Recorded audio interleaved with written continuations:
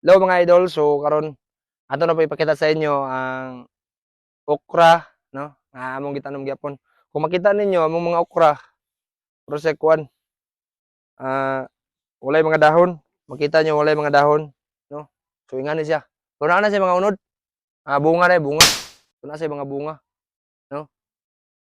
Kung makabantay mo nganong wala siya dahon, tungod kay mo na siya ang among pamaagi para ang nutrients sa nga makuha niya sa gikan sa yuta dito mabutang gid sa iyang Oh, pagkaon kay kung naa man kuning wow! mga dahon kini kung naa ni siya ilugon niya ang mga nutrients, no? Ilugon niya ang mga nutrients sa ipa nga makuha mo na dili kay siya daghan kay siya dahon pero gagmay kayo ang unod dili kay kabunga. So mao ni siya, no?